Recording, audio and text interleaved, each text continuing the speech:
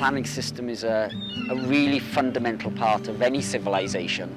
Everything about the system, protecting health, protecting resources, seems so natural and central to me to living in a good society.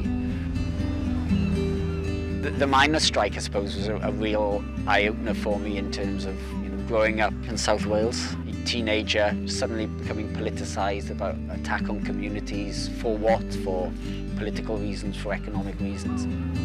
I really got involved in university with anti-apartheid politics, which was the real sort of issue of the time, the injustice. And so I got a real close affinity to thinking about those issues of struggle and freedom. I studied planning in university, and from that my first job was in London, which was quite interesting. So I was working for community groups. The Docklands was starting to be developed, which was a really antagonistic project towards the local communities. And along came this, I suppose, Thatcherite project to build what is Canary Wharf. I then moved to Lesotho in South Africa and worked there as a volunteer for nearly 3 years. Trying to cope with the community development and around the really rapid growth of cities. I moved to Belfast with a job in Queens, and I've been working there ever since in environmental planning. I've been doing that for over 20 years now at Queens. The planning system in principle was set up as a way to, I suppose, just protect the environment, and it's got these deep roots with public health. It's recognising that the area, the neighbourhoods, the houses we live in has such an impact on infectious diseases, but now all sorts of non-communicable diseases, obesity and air quality.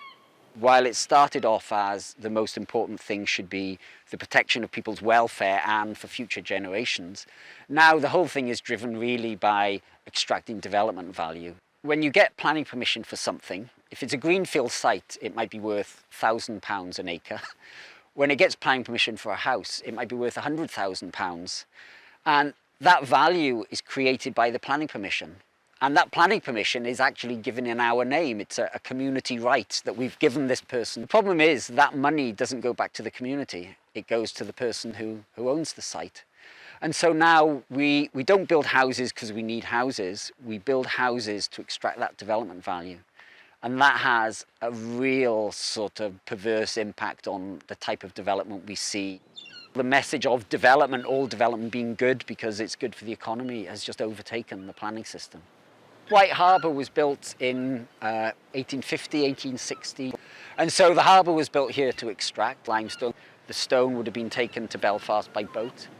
There was a little village that grew up around it and a brickworks, and it was a thriving little community. And then come 1900, the brickworks died, the quarry died, so the harbour came not used and fell into disrepair a little bit. Now it's a really lovely little quiet corner of the world.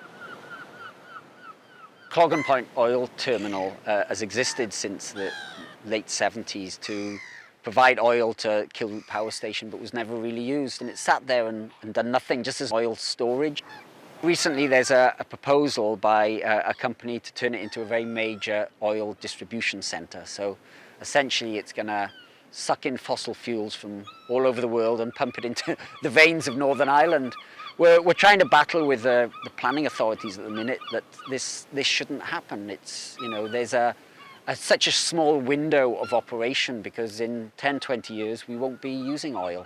If we were serious about climate change and transitioning Northern Ireland and the whole economy to something cleaner and better, proposals like this just shouldn't go ahead. I mean, it's a very small local campaign, just mostly through social media.